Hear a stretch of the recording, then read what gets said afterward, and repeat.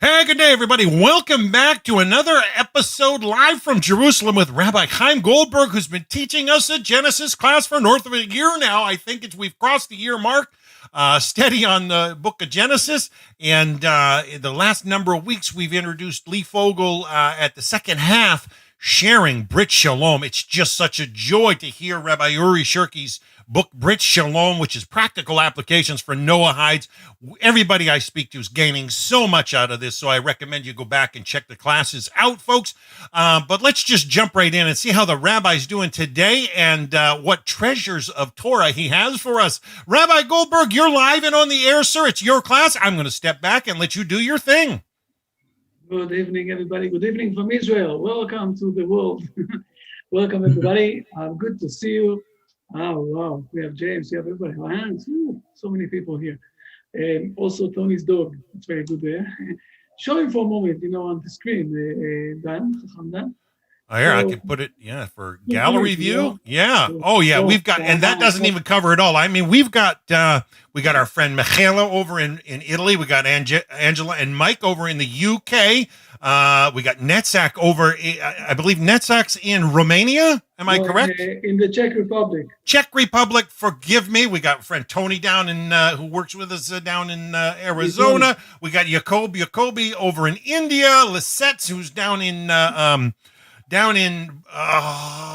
America. One of the islands. Forgive me, Lisette. It'll come to me in a second. But we got people all over the planet, Rabbi, so it's joy to be with you. I think that the main thing here is that we planning the seeds of the big peace that will come to the world with everybody, with all of the nations. This is also what we're going to speak tonight.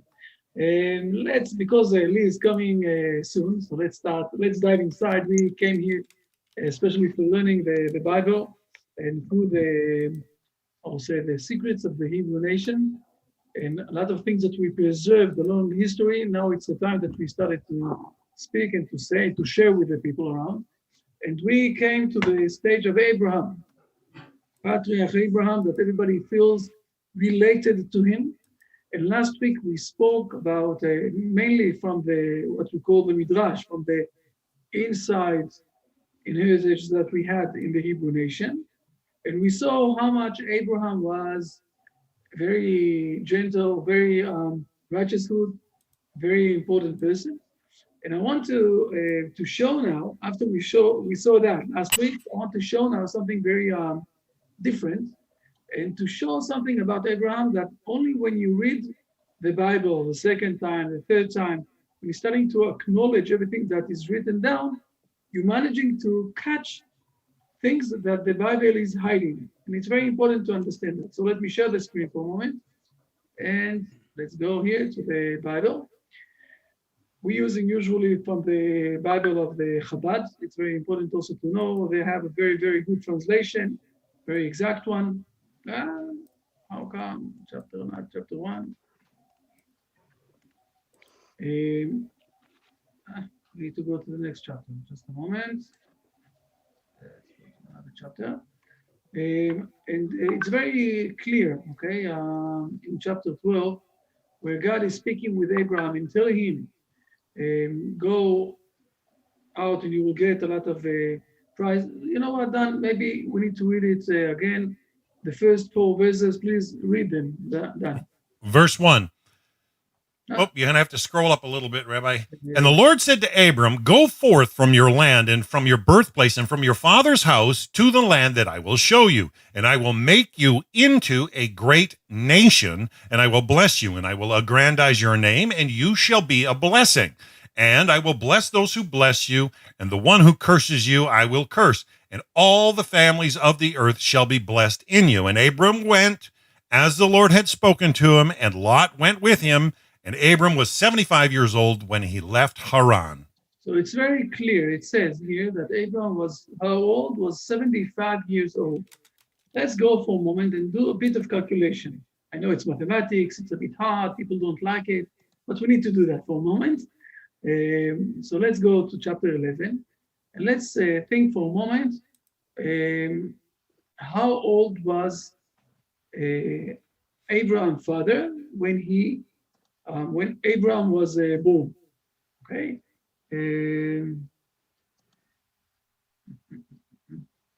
Terah had lived just up. Okay. In verse number 26, how old was Terah when Abraham was born? Please. And Terah lived 70 years, and he begot Abram, Nahor, and Haran. So he was 70 years old. Okay. So let's continue on. If we're doing 70 years old and another 75 that Abraham is living now, how old is Terah now? 70 and 75. 145. Exactly, right? 145. Let's look for a moment how long Terah lived. And the days of Terah, please. And the days of Terah were 205 years, and Terah died in Haran. So how long before Terah died, Abraham left him? We're saying that Abraham left when he was 75 years old. And Terah was born, and Abraham. 60 years. So 60 years before Terah died, Abraham left him. And he didn't do any honoring of his father until he died. In the last 60 years of Abraham wasn't with his father. You see here? Now, when you read the text, you think that he died and then Abraham left. I want to show here that it's a very important principle. Okay? The Bible is saying the truth. It's not denying the truth, and it's not trying to hide the truth. It's only trying. There is the first reading and what we understand, and when you read it second time and the third time, you're starting to realize that there are things hiding in behind the scenes. I will say it like that. Here we see that there was a time that Abraham decided that he is like, it's a new starting point, and he needs to leave his father. Now, if in the first time that we're going to read it, we will see this, we will say, come on, Petrech Abraham, he didn't do any honoring of his parents. He left them before they died, 60 years before they died. This is what we will say if we read it in the first time. Only when we know who was Abraham and what he did in this world and everything else, and then we're reading it again and we're starting to think a bit more about what we're reading, then we're starting to realize that Abraham here did something that you can't write it on the first time. Now, there are a few times in the Bible that we have like that, a situation like that, where if you're reading it in a normal text, verse after verse after verse, you don't catch exactly the hidden message inside. Only when you read it second time, you're starting to catch that there are also more things in behind the scenes. We explained last week already that Terah decided to worship idolatry, and especially with Nimrod. And he didn't even care to throw Abraham to the fire, okay, to give him to Nimrod that will throw him to the fire and that will kill him. Therefore, there was a split, I will say, between Terah, the father of Abraham, and Abraham. And Abraham understood that he needs to continue on with his life and to stop the connection with his father. Now, it's not so easy to say something like that, especially not in a place or in a Bible that is putting the honor of the parents in one of the most important things that you need to do. So you can't put something like that in a state clear, because people will catch this in the wrong way. They won't catch it in the right, I will say, manner, this situation that Abraham did. Therefore, the Bible is a bit hiding it. But we need to read the Bible in a careful way, because we need to catch also those things. And this is why I didn't say this point last week. I gave all of us the time to realize, to understand, to acknowledge this big giant person, Abraham. And now I can say to you that there was also other things that are not even though Abraham, one of the most important things that he is putting in this world is to honor your parents, Abraham himself didn't have the possibility of doing that. So we're not denying this on one side. On the other side, we're not showing this, in a broader way that everybody will understand the first time, because we want to implement other more important points, and that we will take this in the right way. I'm clear enough? Everything is clear enough? Right. I think if it was clear, it would be a apparent contradiction if it was up front, I think. Exactly. This is why the Bible is showing it in this way. So this was point number one I wanted to mention tonight. Now I want to go to another point, very important point, and to show something, and to show another thing. Okay, let's go for a moment to the next chapter and to look what exactly God is offering Abraham. What exactly God is saying that Abraham will do, will happen with Abraham. Okay, so he's saying to him, go from your, now we're starting to understand, go forth from your land and from your birthplace and from your father's house. Okay, he is telling him to go out from his father's house. His father's house is with a lot of idolatry. His father's house is willing to put Terach and Abraham, not Terach, sorry, Haran and Abraham to the fire and to kill them. So God is saying to him, listen, that's it, enough, leave them. Go to the new place. And there I'm going to bless you, a lot of blessing. And you're going to become a great, what is written down here, great nation. First, I want to explain this for a moment, okay? Why won't we do something a bit else? What I understand when we're saying in the continuous of those verses, that, remember verse number 5? Please read verse number 5 for a moment. 5. And Abram took Sarai, his wife, and Lot, his brother's son, and all their possessions that they had acquired, and the souls they had acquired in Haran, and they went to go to the land of Canaan, and they came to the land of Canaan.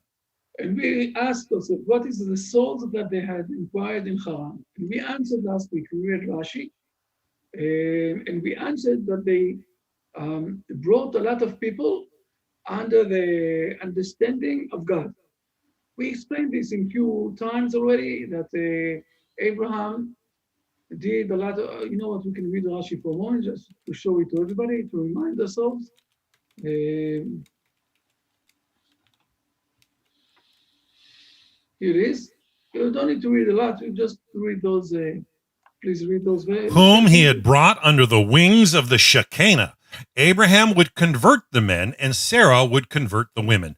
And Scripture ascribes to them a merit as if they had made them. Fine. So this is how the Scripture is speaking, and we understand that they converted people. Now, my question is very simple. Why do we need to build up a nation? Look here, what's happening here. God is saying to Abraham, I will make you into a great nation. Why nation? It's much more simplest, okay, that there will be a lot of people who are like the priests around the world that are very holiest people, that are very close to God, that they don't need to deal with anything that is related, not to have policemen, not to have anything that is related with life. They're holy people, and this is exactly what Abraham and Sarah did in the beginning. This is what they did.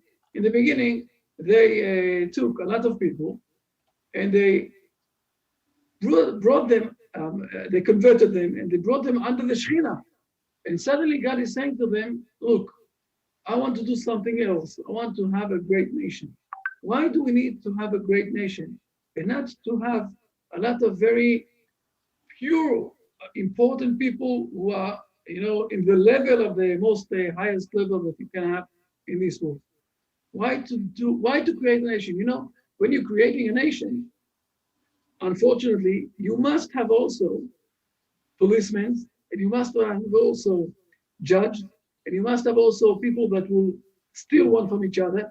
And you must have, a nation is a nation. We have everything inside there.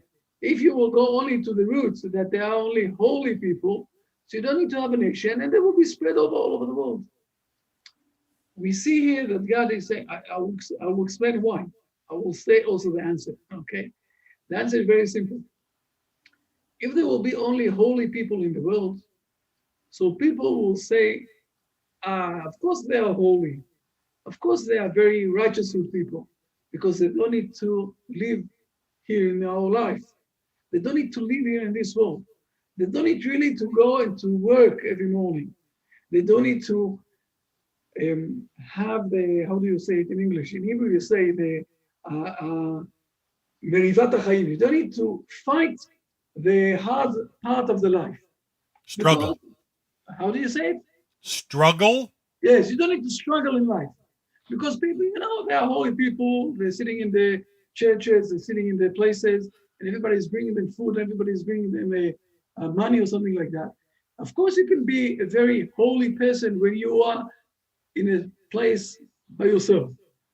The hardest thing is to build up a nation that will be a holy nation, a full nation, with everything, with all of the things that are around, with all of the economy, with all of the, with everything, with the army, with everything else. If I remember correctly, one of the things that Lee showed us, one of the, in the first times, in the second time, he showed us a video of someone, some admiral or something like that, even from England, who is showing how all the countries of the world, all the military of the world is coming to the Hebrew nation to learn from the idea from Israel Defense Force how to deal in the right way. From one side to be very hard, and on the other side to be very in a very pure way. But this is something that only a nation can do, because if you won't be a nation, it won't happen. And there is something very unique here, that's happening here. You will be a great nation, and let's continue on, okay? When you're coming to verse number 3, and all the families of the earth shall be blessed in you. Suddenly, everybody is coming to become families. What is the difference between nations and families? There's a very big difference between those two.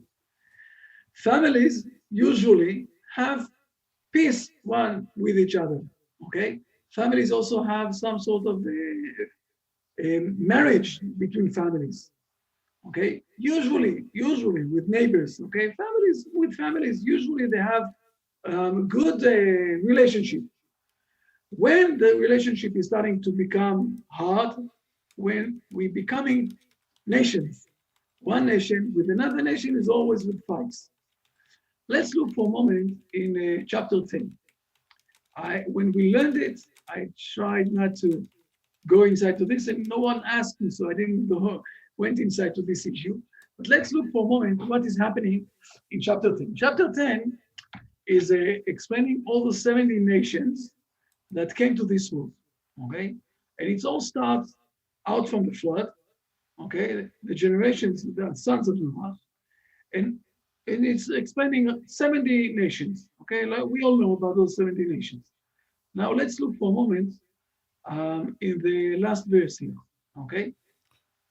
These are the families of the sons of Noah according to their generations in their nations, and from these the nations were separated on the earth after the flood. How is everything starts? With what word? Families. Families, they have good connections one with each other. It's like tribes who have good connections one with each other. And what is happening after they started with as families? What's happening to them? They became nations. They became nations. And now we're starting to see a lot of fights, a lot of war one with each other. God is saying to Abraham, look, now that we have a lot of nations, I'm going to put here in this world, let's jump back to chapter 12, okay? I'm going to put here in this world one specific, unique nation. It's a nation that is going to be a great nation, but it's going to be also different from all of the others. This is going to be a nation that is going to teach the others how to become back families and to have good connection one with each other as families, not as nations. Wow. Okay? We're going to go back to become families. And it's written down also, not here, also in the, let me find it for a moment. It's written down also in the prophets. Let's go to the prophets. You're hiding me. Just a moment.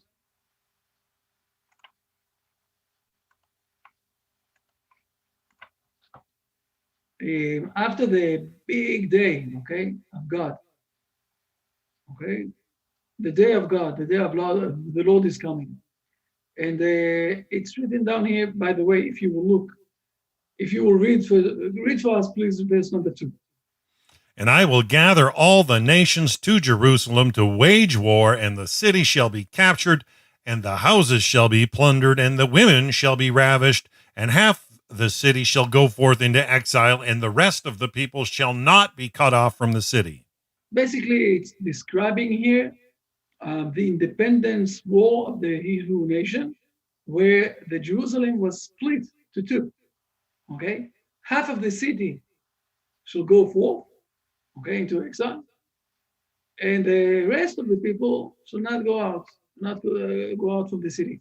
This would happen in the Independence Day war, and then 19 years later, in the Six-Day War, this is where we went from the Mount of Olives. This is from where we went, the Hebrew nation, and we captured all of the mountain. After this big day of God and everything else, and not everything was already there, but we have also verse number 9. Please read verse number 9. And the Lord shall become king over all the earth. On that day shall the Lord be one, and his name one. Okay, so we are coming to those days that everybody's starting to acknowledge God. And then there's something very interesting that's happening.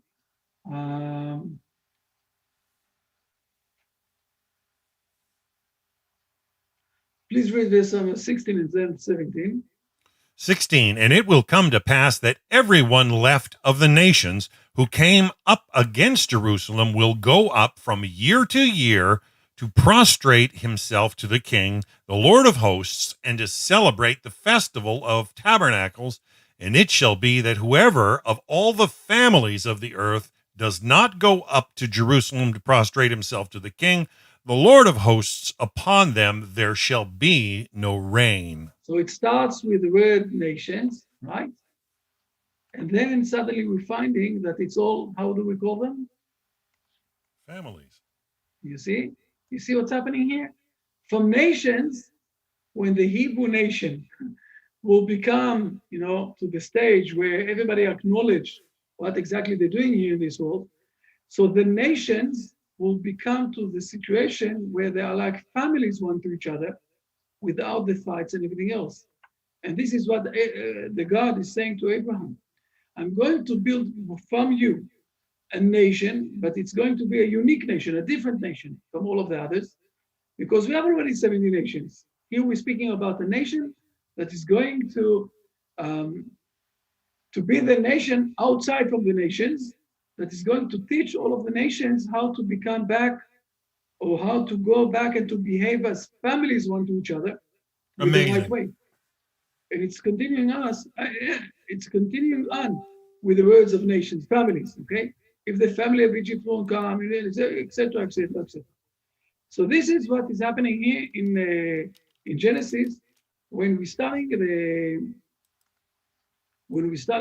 words about Abraham. We just need to read it in the right, in careful way, to read all the words that are written down here and what God is basically saying to us. I'm going to bring you, or to make you into a great nation, but the reason is not I don't want that there will be another nation here, okay, that will fight with everybody else. I want you to become this great nation to bless you and to bless all of the people around, so everybody will become back to the right relationship, the relationship of families one with each other. I was clear enough till now because I see that everybody is very, very quiet, very polite, and very listening very carefully, and have no questions. Everything is fine. Everything is fine. I don't need to have any questions. We can continue on. We have a question, Rabbi Chaim, in the chat. This is Lee here from Lara. She asks, may I ask, why did Hashem say, all of the families of the earth shall be blessed in you, and not through you or by you? Why in you? Okay, first of all, Lee, organize your microphone because you had a very loud noise on the background, so find a way that you won't have it. Okay, so we'll speak about this for a moment, and we'll explain this also, what exactly is happening here, okay? The truth is that it's really hard to translate this word. And also the word of blessing, it's hard to translate, and especially what is happening here. When it says Veheye bracha, I will explain for a moment what is really happening. Now, there are two reasons why it's hard to translate this. First of all, it's containing something very unique inside. Secondly, most of us today are not dealing, we're living in the town and we don't really see the nature. How exactly do you do the winery? Okay, if you want to do Geffen באנגלית, how you do the winery? How do you do the winery? Geffen? A vineyard, I think. No, Kerem is a vineyard. Geffen is vines. How do you grow vines? How do you How do you grow vines? Okay, so I will teach you. Okay, we have in Psagot, where I live, we have a very, very unique winery that got a lot of prizes. So when I'm going out from my home, in the moment that we're going out from my home, I see a lot of the wineries there, okay? And the way to do that is that you're putting inside the ground, okay? It's like you're putting the tree inside the ground, and it's going from one side and it's going out from the other side. And this is being called bracha, from the word me. Okay, from the word me that you have on the foot, the word me. It's it's going in 90 degrees. You're doing the same thing with the tree. And what it says here, that it's not that Abraham is going to be a unique something by himself, very disconnected with everything else in the world. It says that Abraham is going to put strings inside, I will say, the world here in all sorts of places, and this will spread a lot of blessings to everywhere that he's going to put inside his footsteps. Okay, and this word, it's something with a lot of meaning inside, where the English doesn't really have the right word to express what is written down in Hebrew. In Hebrew, it says the way that you're giving the blessing is not by saying blessing, but it's by doing something that is related with the one that is being blessed. When I'm saying related, it's really related. It's combined inside. Okay, and this is the way that you're giving the blessing, and this is also what's written down here with Abraham. The way that he is giving blessing is not only by saying all sorts of words and putting all sorts of water, something like that.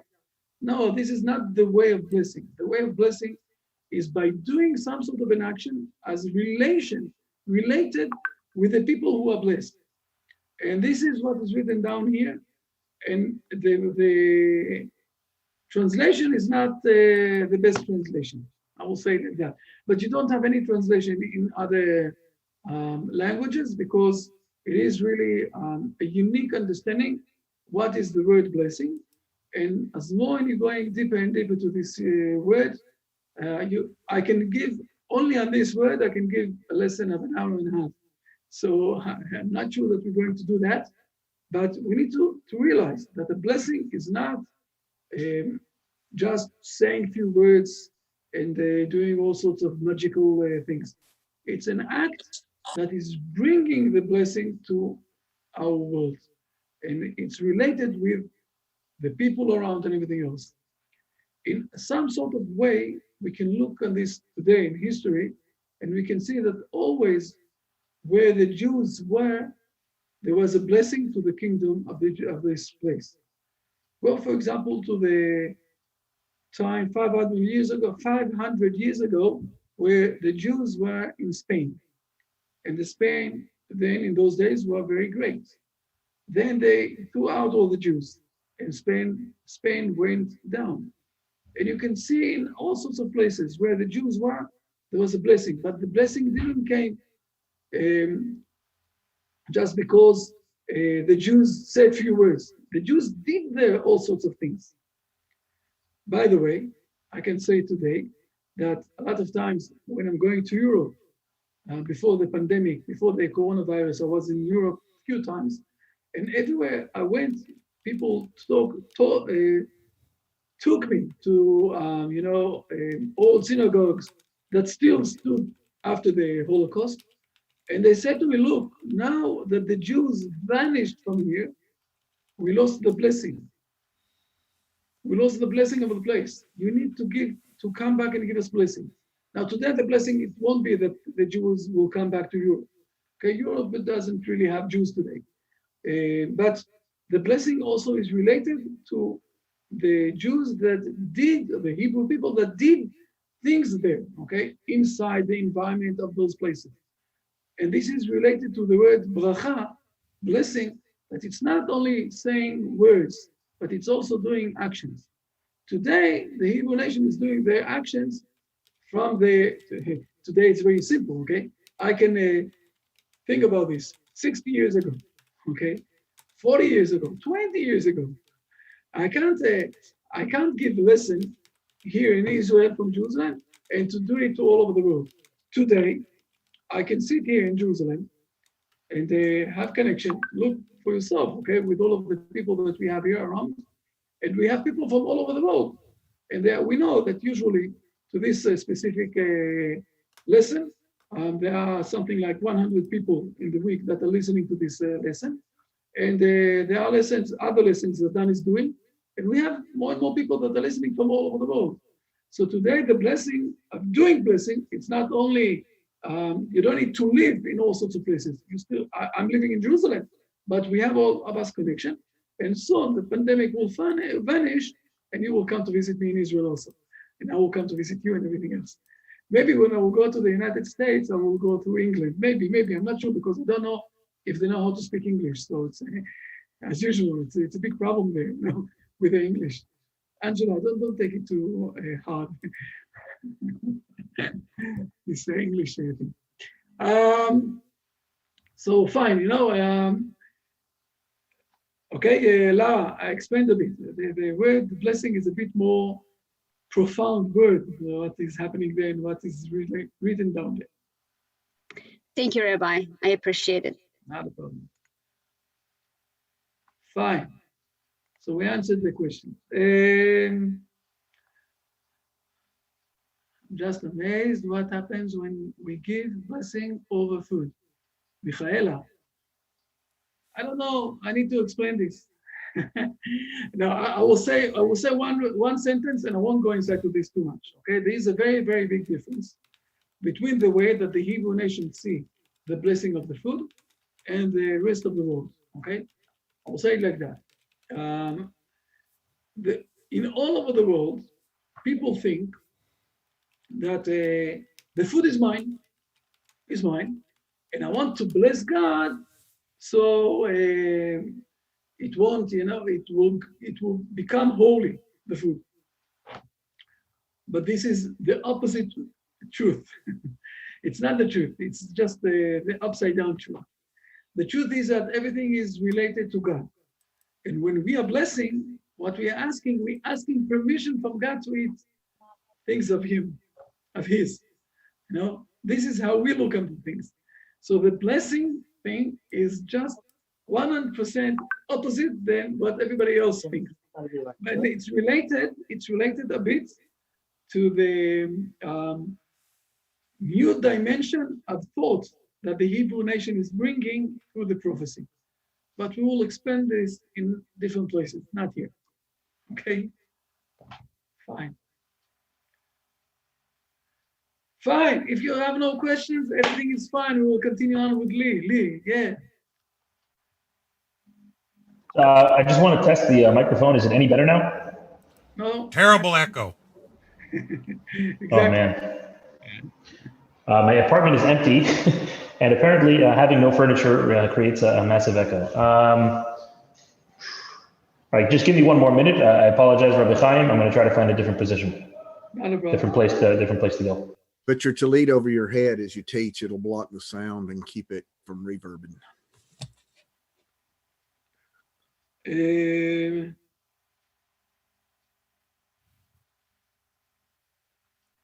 Well, Rabbi, you're joined by many people on YouTube and Facebook today. I mean, our friend Solvig in Germany is there. Our friend Gloria down in California and Ashley down in California. We got Ernesto, who's in the Alps, plus many others all over Facebook. Ernesto Meng you're speaking about, no? I'm sorry? Ernesto Meng. Yes. We also have another Michaela in Germany and Michael Wangwright and many others all over. And I see our friend Linda Allen got into the Zoom room where she wasn't able to get in at first. So it's nice to have new visitors, and it's nice to just hear the Torah come out of Israel.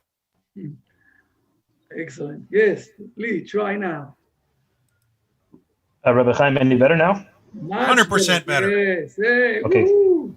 Great. I hope my condition, I hope my connection stays alive. So I apologize for the delay, and wishing you all Shavua Tov. Just a moment. One last sentence. At 9:15, we need to finish today. Okay? Just remember that. Okay, sounds good. Alrighty then. So, I just forgot to share my screen. So we're picking up again in chapter 6 of it says host disabled participant screen sharing. I can't share my screen. So once somebody can enable that, that'd be good. So we're holding in chapter 6, everybody, in Brit Shalom, the daily living for Noahides, and we're holding in a section. Now you can share your screen. Now you can share it. You can share it. Perfect. There we go. This is a different window. There we go. Okay. Chapter 6. In this section, I call man and fellow, and we're holding now in the holiness of the family. We spoke already about the preservation of human life, etc. So we'll dive right in. We don't have so much time. Okay, we spoke yesterday or last session about some of the fundamentals, and again, just as a kind of summary sentence, right? We're talking here about in addition to the preservation of human life, here we're also talking about being fruitful and multiplying. Being fruitful and multiplying, as Rabbi Shirky explains, also in quality and also in quantity. And we also brought a verse about Abraham. I don't have it open here, okay, but teaching his sons and his household after him, right, to keep the ways of the Lord, following righteousness and justice. Tzedakah u'mishpat. Okay, so that the family unit, sorry, did somebody say something? Rabbi Lee, I have a question since last class about what we learned in the last class. Sure. Just give me one more moment. I think it's Harish talking. Just give me one more moment. I'll just finish up the recap, and then I'll be happy. So okay. So we're talking about no problem. So in addition to the preservation of human life, and we're here talking about the expansion of human life, but we're talking about the expansion of human life in quality and quantity as a vehicle, as we said. It's a vehicle not only for myself. Okay, we need to work on our own character traits, and we build holiness in the home. And as we said, when man and wife are meritorious, when they work on their character traits and they're holy in their connection. Okay, so the Shekhinah, the divine presence, is amongst them. They have divine assistance in their home. So it's not only within the home, but it's also without. It's also to expand these the values of the Torah throughout the world, right? As Rabbi Chaim was just talking about the prophecy of the perfection of humankind. Go ahead, Harish. I think it's now is a good time. Yeah. Yeah, yeah. Thank you, Rabbi. Rabbi, my question is: when Hashem says, "Be fruitful and multiply, fill the earth and subdue it," does it mean that Jews as well? Does this apply to Jews as well as non-Jews that they are supposed to? Does this mean that you are supposed to have children? And my next question is, what if a couple cannot produce children? Like, is it compulsory that people need to have children? So, if some couple cannot produce children, if there's fault in either of them, that the person who is not in fault is supposed to remarry or get divorced and remarry for it? These are great questions. So first of all, with regards to uh, the expansion of human life, we're talking about here also about Genesis 1, right? This is pointing to all of humanity, being fruitful and multiplying. It's true that there is a mitzvah, there is a commandment on Jews to in fact to be fruitful and multiply, and the rabbis extract from here that a couple should that a man is required to bring into the world a son and a daughter. But now getting into the legal specifics, here we're talking about the imperative on all of humankind to increase in quality and quantity, as we said, as a vehicle for bringing godliness and God consciousness into the world. This is number one. And again, as we said, as you can see here in the pasuk, in the verse, right, to fill the earth and to subdue it. And as we said, what it means to fill the earth and to subdue it in past sessions. With regard to a very painful question of when a couple is not able to conceive, so again, legally speaking, for Jews, I believe that the practical legal standing is that right after if after 10 years a couple is not able to conceive, okay, so then a man needs to try to find another partner. But there have been also cases amongst our sages, even to recent times, right? The Lubavitcher Rebbe, the Rabbi of Chabad, Rabbi Menachem Mendel Schneerson, was barren, right? He and his wife did not have children. Obviously, a very holy person, incredibly holy person, who doesn't need my stamp of approval, and nevertheless he stayed with his wife. So I believe there are opinions as we can see in the legal decisors that a man is not required. He's not going against the will of God by staying with his wife. Nevertheless, you see here the general thrust, which is to do whatever is in our power. I also heard Rabbi Sherki address a particular lady who had a similar question. I think she was even not married at the time, and she was asking the rabbi, Rabbi, I'm not able to conceive. Does this mean that God doesn't want me? What am I supposed to do with my life? Am I less holy because of this? He says, look, you can use your life-giving abilities, your life-giving character traits to increase life in quality and in quantity. Right? Our rabbis teach that who is called a person's father? It's not only he who gives him this world, it's also he who gives him the next world. Okay, so if a person is a teacher and brings a person closer to God, to godliness, so in a sense, that person is also that child's that other person's parent, so to speak. Right, so to use whatever we can to so there's also organizations, let's say in Israel, that that try to get women away from the idea of abortion, abortion that's against Jewish law. We spoke about abortion that's within the boundaries of Jewish law, right? But in certain cases where it's necessary, but abortion when it's not necessary. So we have organizations that deal with this. We have organizations that deal with trying to get couples to get married and to bring to bring more families in and more, and then that way more children into the world. Okay, so I hope I'm being clear that for a person who's unable, there are many ways that we can bring life into the world. Mhm. Yeah. But when you say a man is supposed to have children, is it imperative only on a man or on a woman also? And can a couple decide not to have children? It looks like Rabbi Chaim wants to chime in here. If you want, you're on mute, Rabbi Chaim. לא שומעים אותך. The main point I want to share is something that we spoke about more than once. I will say it like that. To be close to someone or to be far with someone, it's not a question only of physical closer and far, nearby or far from each other. In the spiritual level, it's my will. My will is one thing. And if you have the opposite will, so we are very far from each other. Okay? We can see this in the United States today with those who are in the Democrats and those who are from the other side, from the, how do you call it, the Republicans. Republicans. Okay, so you can have in the same family two people that when they're starting to speak about this issue, they're very far one from each other.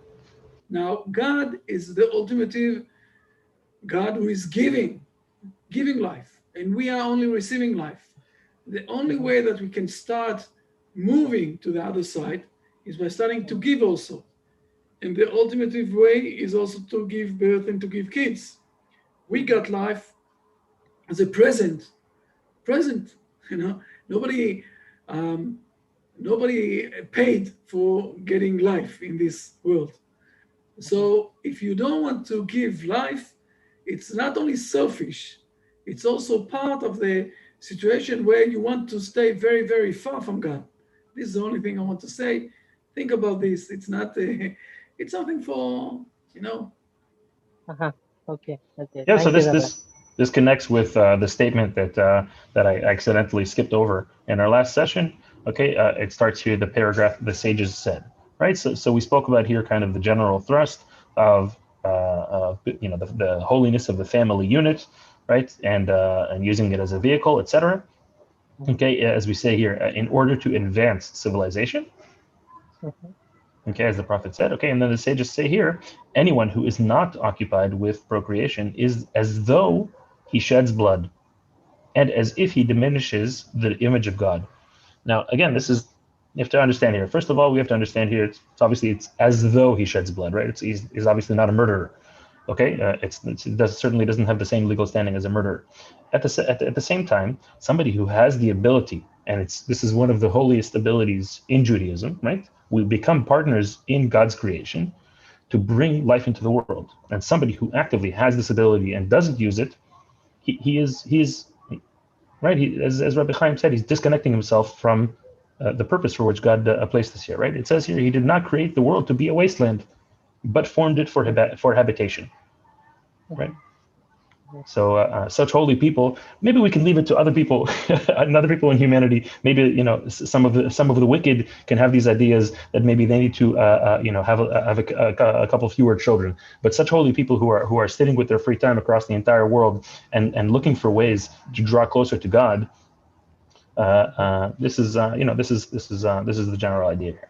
I want to just continue here the paragraph because it connects to something earlier that Rabbi Chaim said, right? So it says here, the sages said, anyone who is not occupied with procreation is as though he sheds blood, and as if he diminishes the image of God. And anyone who is without a wife is without joy, without blessing, without goodness, without peace, without Torah, and without protection. Okay, basically we'll just continue here, right? He's not even called a true man.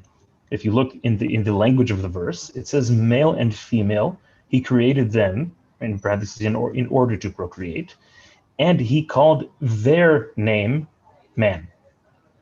When is it called Adam? When male and female, when the two halves are whole.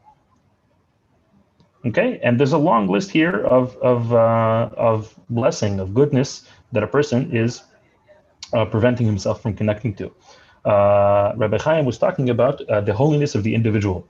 Okay, there's a story told about it's a true story, not true story, but the message is true. There's one of the holy, one of the righteous tzaddikim in one of the study halls in one of the yeshivot. Okay, and he's studying there day and night for decades. Okay, and he's one of the holiest people in all of the study hall, in all of the yeshiva. And he comes to the end of his life, and and he passes away from this world. And he comes to heaven and he says he's so excited to be connected to the holiness of God in infinity, being disconnected from the body and without without the limitations of the body, so to speak, right? And he's so excited. And they say to him, and what did you do with your time? He says, I was learning and I went to the ritual bath all the time and I was praying all day long. And they said, and what about building a family? He said, oh no, but this is going to distract from my time to study, and it was going to distract your time from my learning and from my praying, etc. And this person was they had an objection to this person, right? Because it's one thing to live holiness in as a person on a faraway hill, right? He's like a kind of a monk idea. Judaism is about infusing the mundane, infusing the physical with holiness. It's taking the world that looks to us as if it's entirely physical. And there's another story that I heard about a Chabad rabbi. He's cleaning the toilets in the children's study hall, and the woman comes in and she says, "Rabbi, this is inappropriate for a rabbi to do. What are you doing?" And he says, "Lady, I have to correct you. There is nothing more holy that I could expect. I can't take more joy than in making sure that the bathroom is functional for these little children to learn Torah." This is what God is giving us, our wisdom and our physical prowess to do, is to connect to Him in everyday life, and all the more so when it's in the home and it requires tremendous physical and spiritual and mental work. Thank you, Rabbi.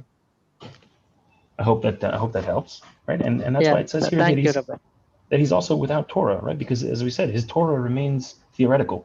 It's very nice. It's in a book. But when as they say in Hebrew, to put it lemaise, you have to make it practical. You have to put it into the world. And that's when it becomes real. Okay, thank you. Thank you, Harish. Okay, we spoke here about some of the essentials about love, that it's also loving your fellow as yourself, and that there's divinity in marital harmony, and God forbid, it's God forbid the opposite of infidelity or a broken home. This is not only human, but it's also a divine suffering. Okay, we spoke here about the marriage bond under the chuppah, under the canopy. It's not obligatory, but it's it's a wonderful custom, and it's written down in Brit in the prayer book, etc. Okay, and then we talked about investing time in nurturing love in the first year of marriage. This is straight out of the verses in the Torah. This is, I think, a good thing to do anytime. We spoke about good practices on a, let's say, weekly or even monthly basis. It was a bit quick, but it was right at the end. I'll just touch again quickly on the point of dating that Rabbi Shekhi doesn't touch upon so much here. As we said, secular kind of approach to dating is, first of all, is there physical chemistry? Do we like going to the same movies, and we like the same music and the same food, and do we have fun together? And then you move in, and things are growing, and there's a little bit less focus, at least, I was in my late teens, early 20s, mid 20s, even to early 30s, less focus on the future. The more traditional approach to dating, which I believe is much more effective. It's less focus on physical, and it's more goal oriented. Okay, we come and we say, do we have the same goals in mind? Are we compatible? Not only now, and it's true that there also has to be chemistry, right, between partners, but do we have shared goals, shared values? There's a fine line there, because as some of my rabbis told me, you're not going to an interview. Right, at the end of the day, it's a date. But it's more goal oriented, and as soon as you have enough information to make a proper decision, that's the right time, because the longer you stretch things out, the more emotion gets involved, the more the cloudier judgment becomes. Okay, so some general points of wisdom in dating and bringing into building a family. Okay, so divorce. If, heaven forbid, the marriage bond does not turn out well, it can be severed by the decision of one of the couple to separate. Okay, this is I think there's in Catholicism, I know it's true. I'm not sure if it's true in other contemporary religions, where effectively it's impossible to get married or to get divorced, and it puts people in very, very difficult situations. We had a question that came up in the group here. We had to consult with Rabbi Sherky. Okay. So while the marriage unit is incredibly holy, and there are in our sources what to be said about doing whatever possible to keep a marriage alive, it's important to know that this clause exists. It's desirable to arrange the separation of the man and woman officially in front of representatives of the community. Right? This is kind of to make it official, to make sure that this is not willy-nilly. Right? We're not didn't have a fight, and he even God forbid worse things, and that's it. We're calling it quits. No, this makes sure that it's calculated, and we know what we're getting ourselves out of. The decision to separate will be inscribed upon a mutually agreed document, and the husband will declare in the presence of witnesses, "You are hereby divorced from me and are permitted to any man," or the woman will declare, "I am hereby no longer under your authority and am permitted to any man." Okay, this is like to end ties officially.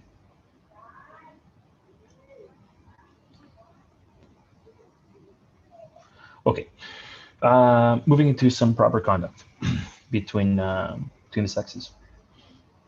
Okay, a man must refrain from spending time alone with someone else's wife in a closed room or other area into which other people are not likely to enter.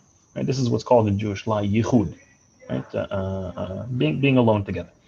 Okay, where you see it in movies and Western culture, it's like what's so bad? We can be friends, we can talk about stuff, we can laugh, can have drinks together, etc.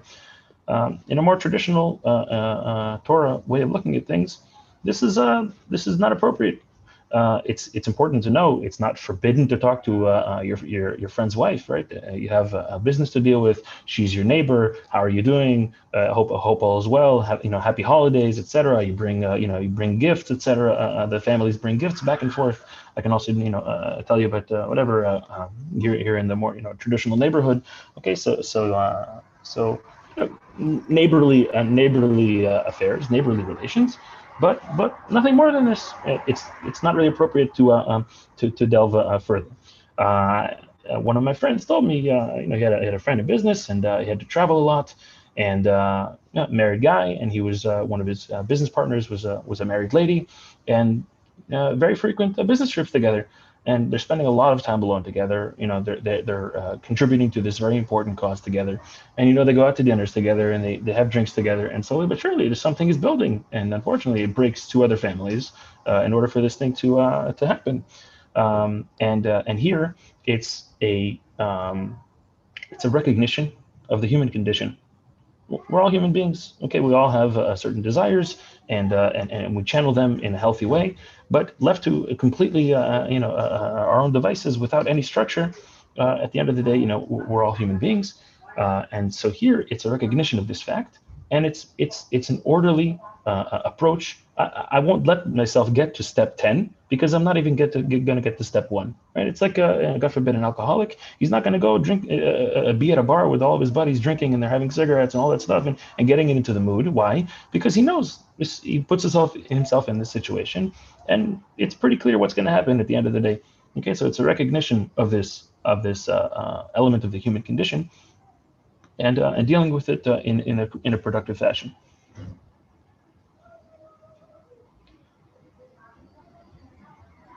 Okay, and this is clause 2 here, also about the self and also about the other. Wearing modest attire that preserves a person's honor, particularly where women are concerned, and especially married women, is an elevated character trait. Therefore, it is also appropriate to refrain from wearing clothes classically associated with the opposite sex. Here, this is also talking about verses, I believe they're also in Deuteronomy. Okay, but here there is an element of building and maintaining a sense of personal respect. There is more to me than my body. Okay, and a man, and certainly women, unfortunately, this is as they say, sex sells, right? As you see in magazines and in posters and etc. There's a reason why this is used as a marketing tool. If this is what a person thinks they have to offer, what they can expect to get in return is similarly quite shallow, similarly quite superficial. And so in order to also preserve the honor, and in order to bring out the holiness in our spiritual selves, right? As our sages teach, that our true selves is a soul, right? We are souls in this world. We're enclosed in a body. In order to bring that soul to manifest that soul, to bring out the holiness of that soul, we need to find ways to lessen the focus on the body. We're not against the body, and we need to, as we said previously, right? There's a fine line, and we need to sanctify the body, right? But here it's I think the point is clear. All right, there's a number of questions here in the chat. Just a second, I want to see if they're right on point because we don't have so much time.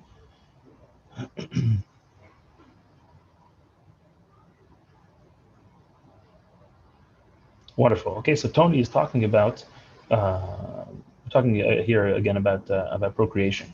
He says he basically is talking about adoption. Okay, there's lots of wonderful children in the world. The person needs to do his research, etc. But there's a lot of wonderful children in the world who don't have a home to be in, don't have loving parents.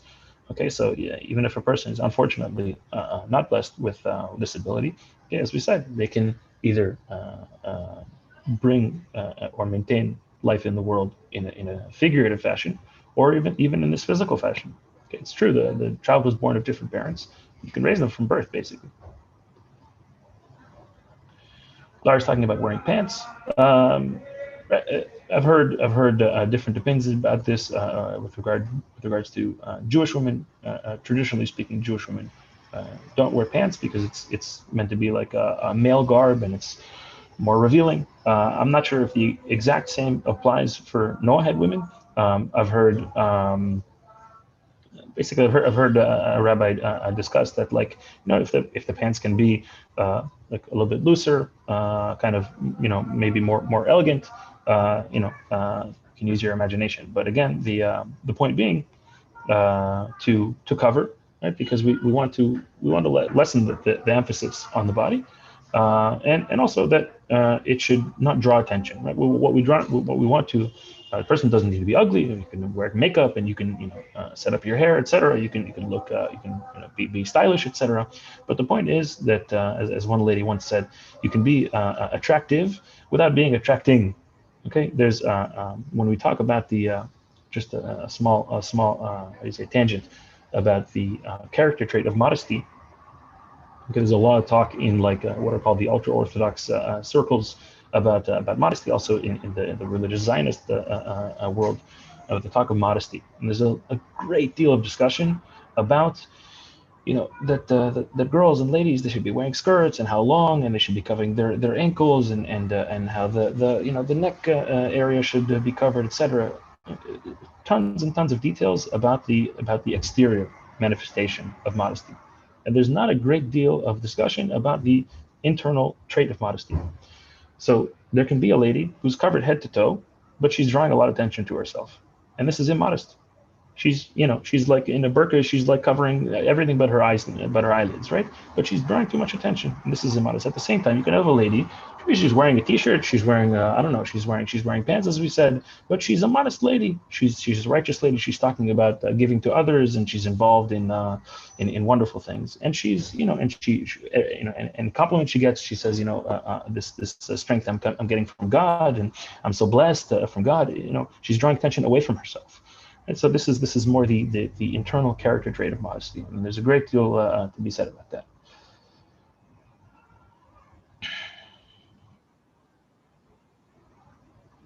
Please, Dan.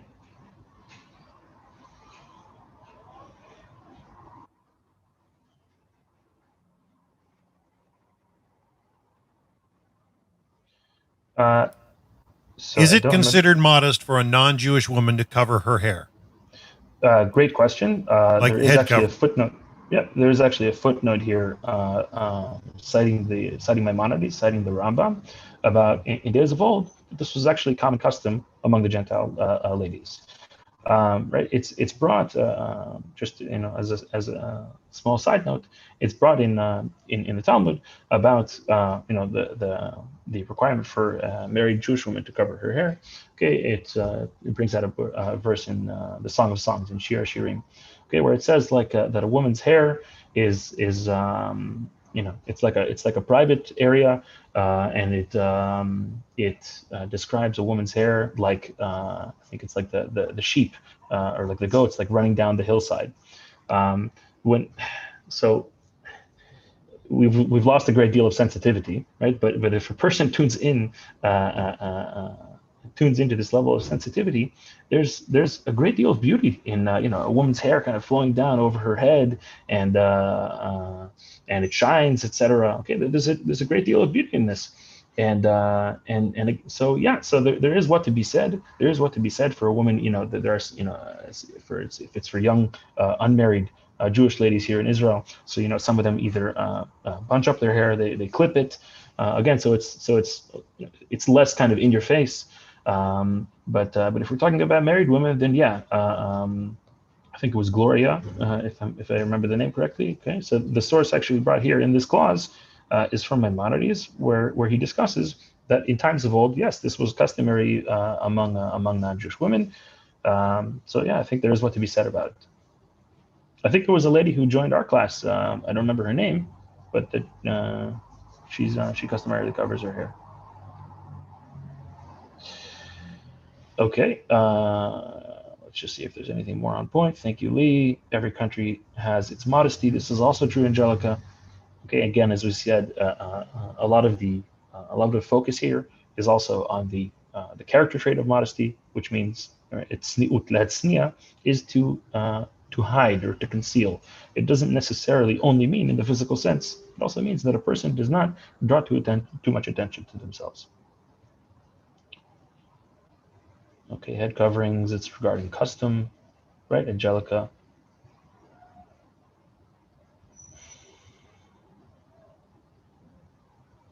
Okay, so Harish, as we said that a woman allowed to remarry. Okay, so if the bond is broken between man and wife, okay, so both man and wife can remarry. If you're asking here if it's permitted for a woman to be married to more than one man, so this is forbidden in the Torah for Jews. I believe it's also forbidden. It's also forbidden for Noahites. I think we're going to discuss this. It's written explicitly in Leviticus. But okay, we're here talking about another man's wife. I think it's also written down here explicitly. Here. Okay, so another married woman.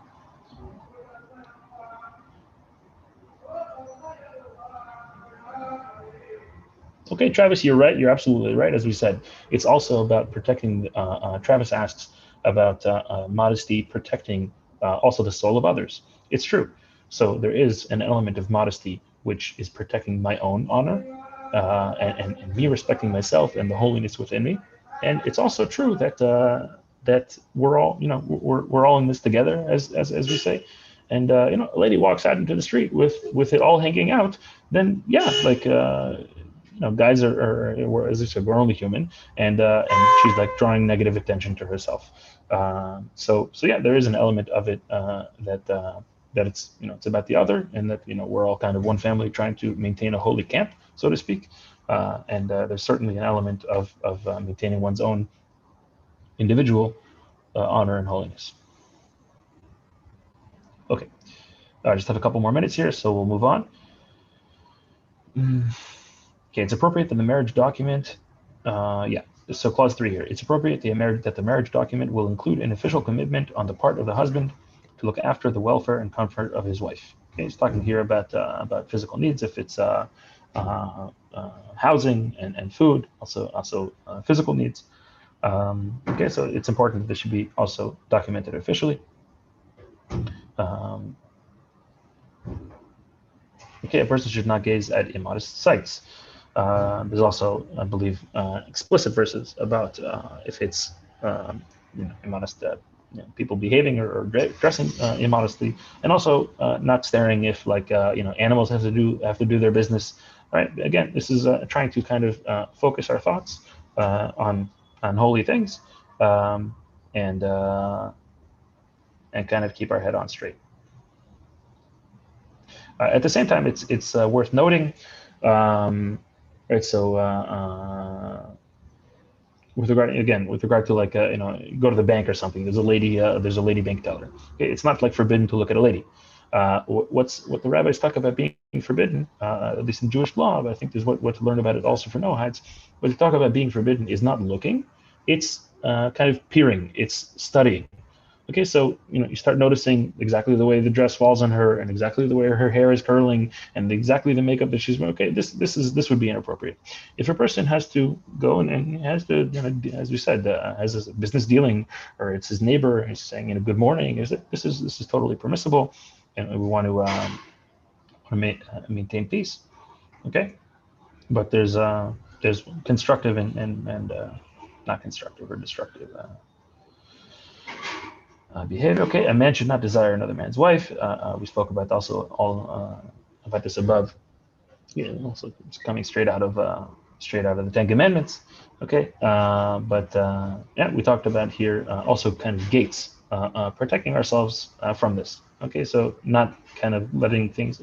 Unfortunately, there are some circles I see around here where like it's very common after synagogue, the couples are like downstairs and everybody's chatting, and this guy with this guy's wife, and this wife with this other guy's with this other husband, and they're laughing it up, and I'm not sure if there's anything explicitly forbidden with what they're doing. I just I'm a little bit ill at ease. Again, as we said, there's totally nothing forbidden with you have a neighbor and you have good morning and can I borrow your eggs and happy holidays and etc. And I need advice on where to send my daughter to school. So can I can I consult you? All this kind of stuff is totally permissible and it's totally fine. But there's there's a border, there's a limit.